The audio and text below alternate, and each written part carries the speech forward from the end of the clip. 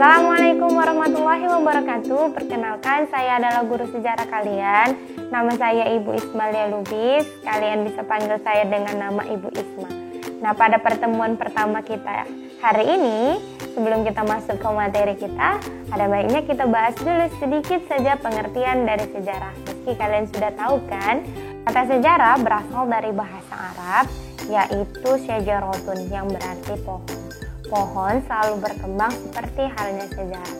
Dimulai dari peristiwa yang kecil, semakin bertambahnya waktu, maka akan semakin kompleks. Atau bahasa lainnya, pohon yang kita tanam tadi dari bibit, kemudian dia tumbuh, memiliki batang, memiliki daun, memiliki cabang-cabang, dan bahkan ada pohon yang berbuah dan berbunga. Sama halnya seperti sejarah, memiliki cabang-cabang dan tidak akan pernah berhenti. Nah, dalam bahasa Yunani, historia artinya ilmu. Bahasa Inggris, history artinya masa lalu. Bahasa Belanda, geschiedenis artinya yang telah terjadi. Bahasa Jerman, Geschichte artinya sesuatu yang telah terjadi. Jadi dapat disimpulkan pengertian sejarah adalah kejadian-kejadian atau peristiwa-peristiwa penting yang dialami manusia di masa lalu atau di masa lampau. Nah, kita lanjut nih. Kalian sudah pernah tahu belum Bapak Sejarah Dunia? Bapak Sejarah Dunia namanya Herodotus. Herodotus adalah seorang berkebangsaan Yunani yang melakukan penelitian sejarah pertama kali di dunia. Dia mengumpulkan bahan-bahan secara sistematis, kemudian dia mengujinya, kemudian menuliskannya sesuai dengan narasi hingga waktu tertentu. Nah, di Indonesia jangan mau kalah ya, karena di Indonesia juga ada Bapak Sejarah Indonesia yang dikenal dengan nama Sartono Kartodirjo. Kenapa dia disebut dengan Bapak Sejarah Indonesia? Karena dia adalah orang pertama yang menuliskan sejarah Indonesia. Dia juga seorang guru besar Universitas Gadjah Mada loh. Nah, sedikit saja kita bahas tentang sejarah. Kita lanjut tentang materi kita kali ini, yaitu kehidupan manusia dalam ruang dan waktu, dalam perubahan dan berkelanjutan. Yang pertama ini kita bahas dulu tentang manusia dan sejarah. Apa kaitannya? Ada 3 kaitannya. Keterkaitan manusia hidup dalam konsep ruang dan waktu. Yang kedua, keterkaitan manusia hidup dalam perubahan dan berkelanjutan. Yang ketiga, keterkaitan tentang sejarah masa lalu untuk kehidupan masa kini. Nah, selanjutnya, unsur sejarah. Unsur sejarah ada 3. Ingat ya, ada 3. Yang pertama itu ruang. Ruang itu merupakan tempat terjadinya suatu peristiwa yang menjadi bukti sejarah yang nyata. Jadi ruang itu diibaratkan tempat terjadinya suatu peristiwa sejarah. Contohnya apa? Peristiwa proklamasi kemerdekaan. Di mana letaknya? Adalah di Indonesia.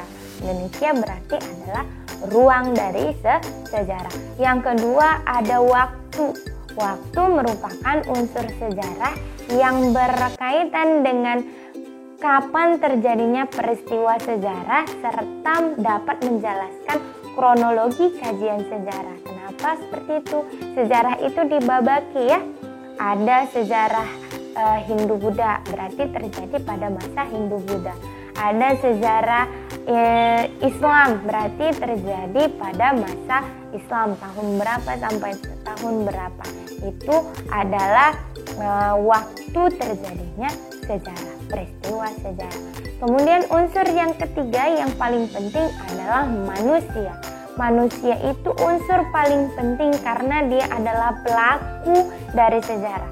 Jadi sejarah itu yang berkaitan dengan manusia.